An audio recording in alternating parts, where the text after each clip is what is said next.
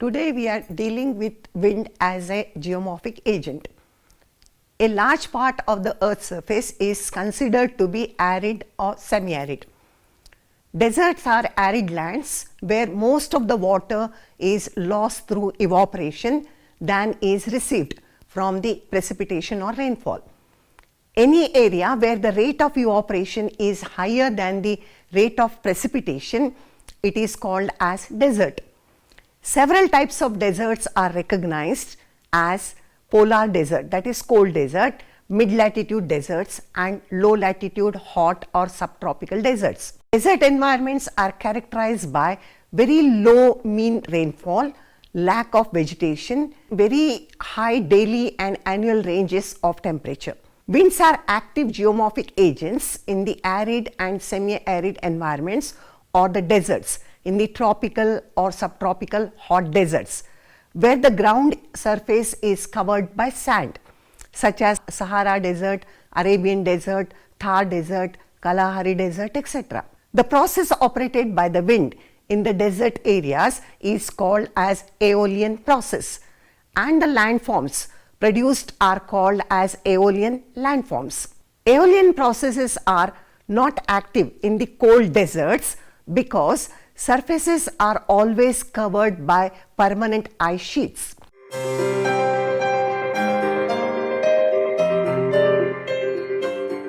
In this lesson, we'll try to understand the work of the wind like erosion, transportation and deposition. To study various Aeolian depositional landforms.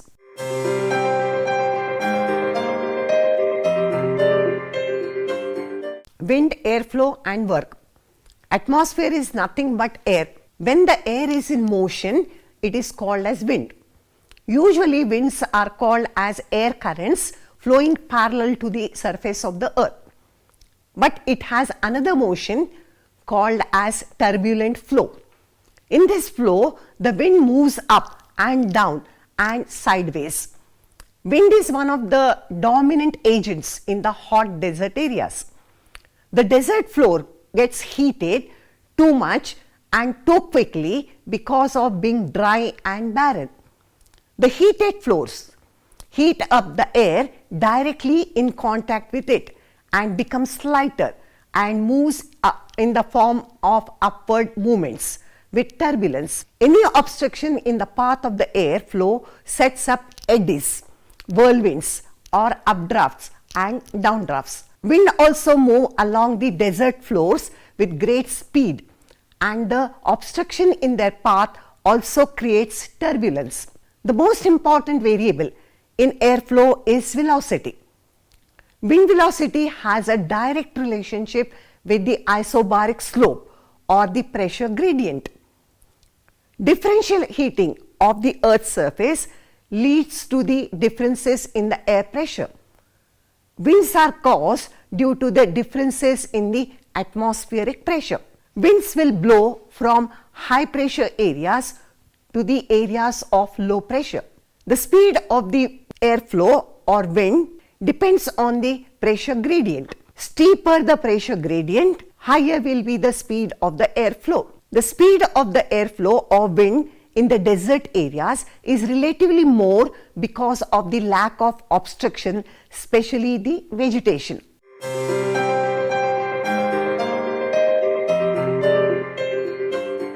Work of wind. Wind brings changes over the Earth's surface through the process of 1. Erosion, 2. Transportation and 3. Deposition.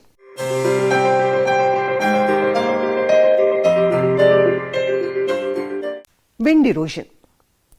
Wind erosion in the arid and the semi-arid regions is assisted by mechanical weathering. Expansion of rocks due to high temperature in the day and summer and contraction due to lower night and winter temperature leads to the disintegration of the rocks, which facilitates wind erosion. Wind erosion is largely controlled by 1. Wind velocity, 2. Nature and amount of sand and dust. They will act as tools of erosion. And 3. Composition of the rock. And 4. Nature of vegetation. And lastly, humidity, rainfall and temperature. Wind erosion generally takes place above the ground level, and thus wind velocity plays a major role in the determination of degree of wind erosion. The quantity and the size of material lifted and moved by the wind determines the degree of wind erosion. Wind erosion is more effective few centimeters to meters above the ground surface. Unlike rivers, winds erode the rocks from all the sides because of their variable directions. Wind performs erosion in three ways. 1. By deflation process, 2. Aberration or sand blasting, and 3. By attrition process.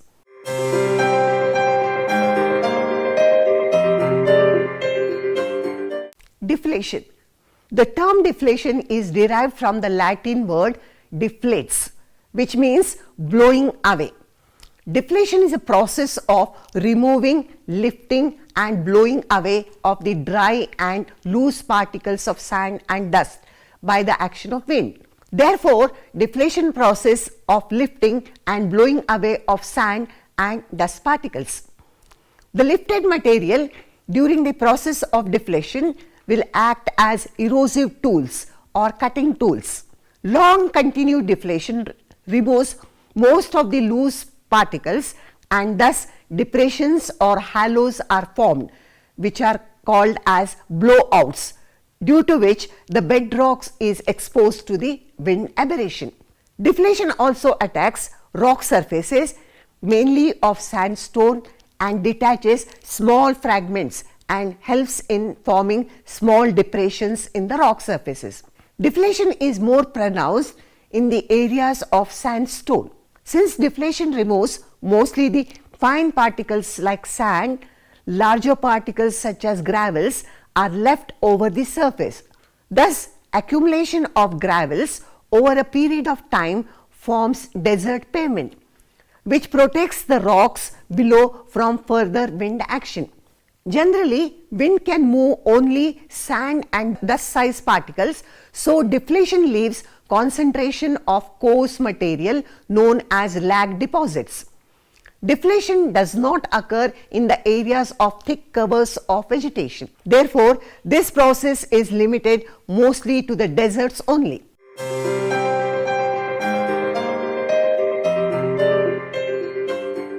Aberration. The wind carrying sand particles will act as tools of erosion and attack the rocks and erode them through the mechanism of friction, rubbing, grinding and grooving, undercutting, scoring and polishing. Combined effects of these mechanisms are collectively called as aberration or sandblasting. Wind aberration is minimum at the ground level because wind velocity is retarded due to friction. In desert and semi-desert areas, winds carry with them enormous quantities of sand and dust, which act as tools of erosion as they strike against the rock surfaces. The sand particles, that is the tools of wind, wears down the rock as if a sandpaper is used. The sandblast effect is mostly restricted to few feet from the ground level, as the wind cannot lift the sand more than few meters. The effect of aberration becomes insignificant after few feet from the ground. Aberration undercuts the upstanding objects from all sides because wind very often changes its direction. It may be thus stated that wind aberration decreases drastically with increasing height from the ground.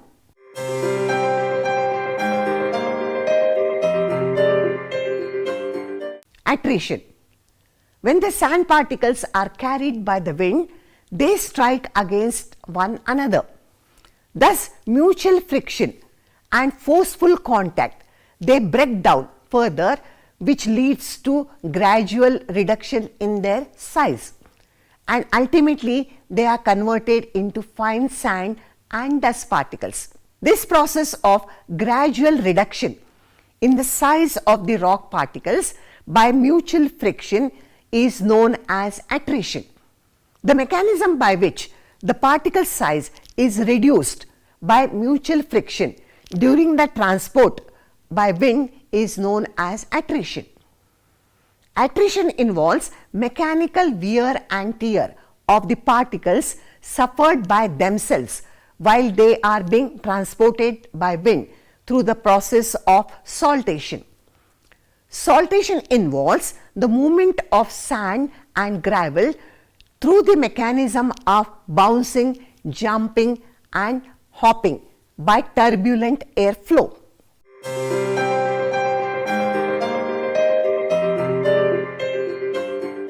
The transportational work of the wind differs from other agents of erosion like river because the direction of the wind is highly variable. The transportational work of the wind is not related to the slope of the land. Wind transport the material through the mechanism of 1. Suspension, 2. Saltation and 3. Traction.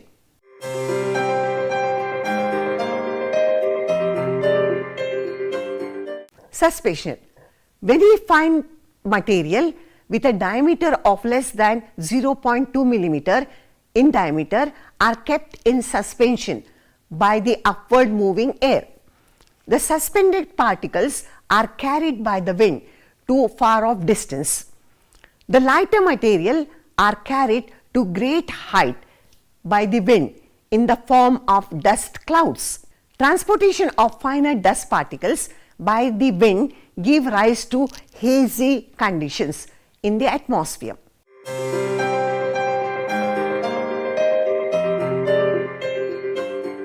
Saltation. The materials larger than 0.2 millimeters in diameter are transported through the mechanism of jumping, leaping, bouncing. The mechanism of wind transport is called as saltation. Saltation is very efficient when the wind is very strong and continuous in desert areas.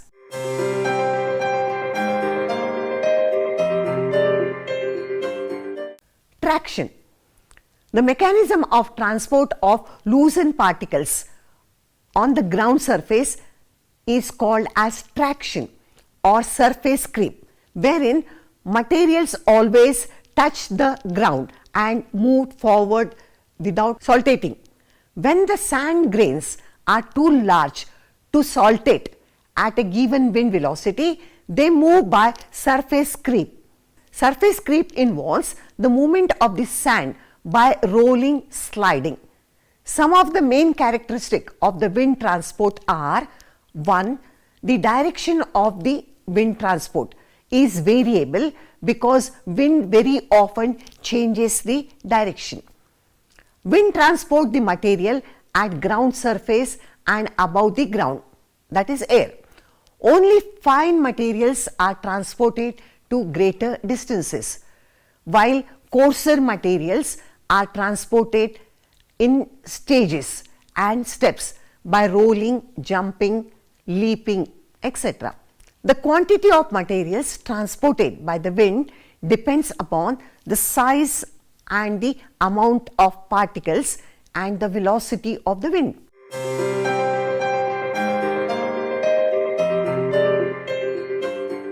Deposition by the winds takes place when it meets the obstruction or when the speed of the wind slows down. Deposition of wind-blown sediments occurs due to the marked reduction in wind speed and obstruction caused by the trees, bushes, rock boulders, hills, lakes, etc. Sands are deposited both windward and leeward sides of the obstruction. The accumulated sand mounds on either sides of the obstruction are called as sand shadows. Accumulation of sand between obstacles are called as sand drifts.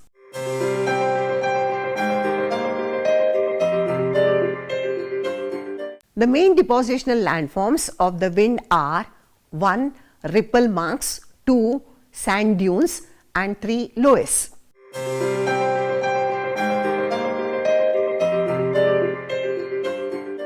Ripple marks are the smallest feature formed when there is a steady and slow rate of deposition. Ripple marks are small scale depositional features of the sand. Ripple marks are either longitudinal or transverse. These wave-like features are formed mainly by saltation impacts. The wavelength of the ripple marks varies 1 or 2 centimeters to few centimeters. Ripples are thought to originate when there are slight irregularities on the surface, which leads to increased saltation from the surface facing the wind. The sand deposits in the desert areas appear in the form of small waves. The spacing between them measures few centimeters. Ripples developed at right angles to the direction of the wind.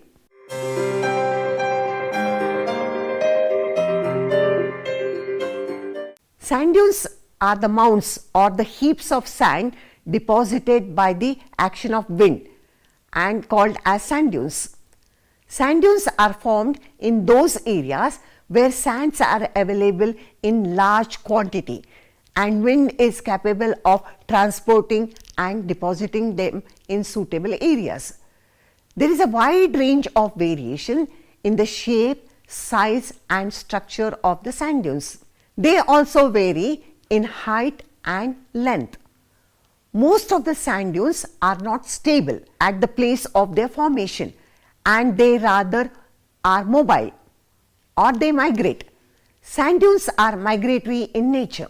On an average, their height ranges between few meters to 20 meters.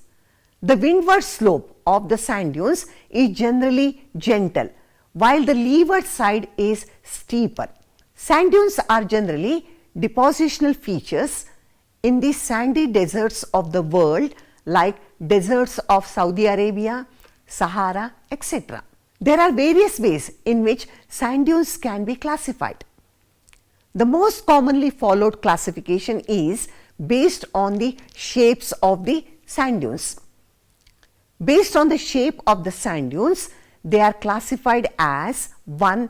Longitudinal sand dunes or seeps, 2. Transverse sand dunes or barkans, and 3.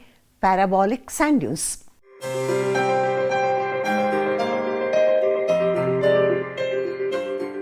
Longitudinal sand dunes or seep dunes.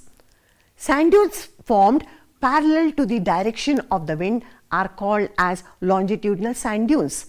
They are very large in size.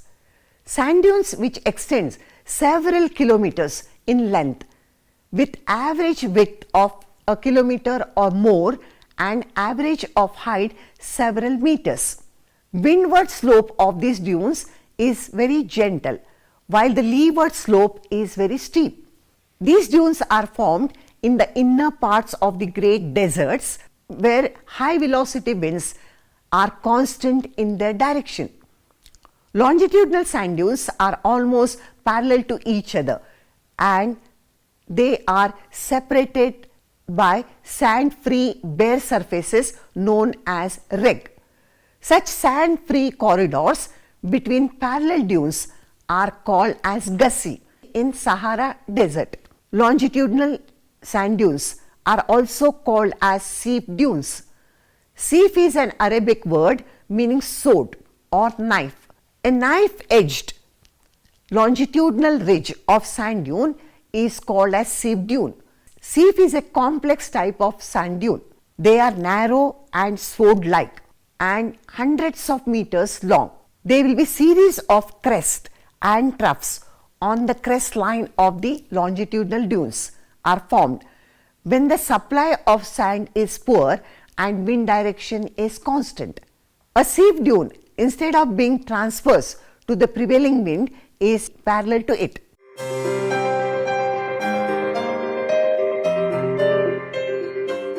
Sand dunes formed transverse to the direction of the prevailing winds are called as transverse dunes. These dunes are situated at right angles to the direction of the wind. They are not very common depositional features in extensive deserts. They appear in wave-like features. They are formed mostly at the margins of the desert. Transverse sand dunes are elongated in shape and perpendicular to the direction of the prevailing wind. They are very long and are low in height.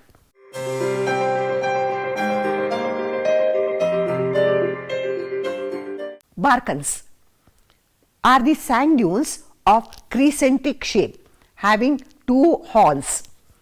Barkans are special type of transverse sand dunes. Transverse dunes are transformed into barkans when sand supply becomes limited downwind. They are formed in groups when there is an ample supply of sand. Isolated barkans are formed when the supply of sand is inadequate. Windward side having gentle slope is convex in nature, while the leeward side is concave in plan. With steep slope, the horns always project downward, that is directed away from the wind direction. Big barkans are called as augurs.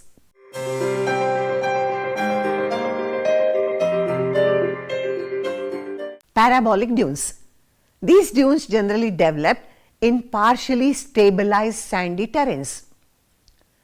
Parabolic sand dunes are formed when the sandy surfaces are partially covered with vegetation. They are usually U-shaped, having a convex nose which migrates downward. Such dunes are much longer and narrower than the barkans, but are always associated with a blowout. The dunes appear like parabolas. They are formed in such a manner that their gentler windward sides are scooped out hollows formed by the removal of the sand. These hollows have points tapering in the windward direction.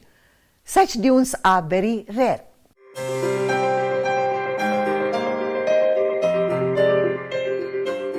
Loess is a German term meaning fine loam. Loess is wind-blown, fine-grained deposits. They are unstratified deposits with some clay fraction and higher content of carbonate minerals. Loess deposits generally occur at very distant places from the source areas of their sediment supply. Loess deposits are found away from the source region and outside the deserts. Loess deposits are calcareous in nature and are generally yellowish in color. The most extensive deposits of loess are found in North China. The loess deposits in China have occurred due to the deposition of dust blown from the deserts of Central Asia.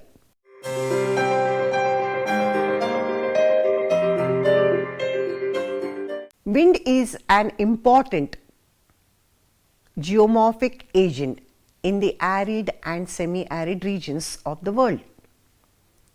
The process operated by the wind in the desert areas is called as Aeolian process, and the landforms produced is called as Aeolian landforms. Like river, the work of the wind includes erosion, transportation and deposition. Various Aeolian depositional features evolved by the action of wind are ripple marks, sand dunes and loess. Depending on the shape and direction of the wind, there are three types of sand dunes such as longitudinal sand dune, transverse sand dunes, barkans and parabolic dunes. The fine wind-blown soil produced by the action of wind is called as loess. In the next class, we will be trying to know more about the erosional landforms produced by the action of wind.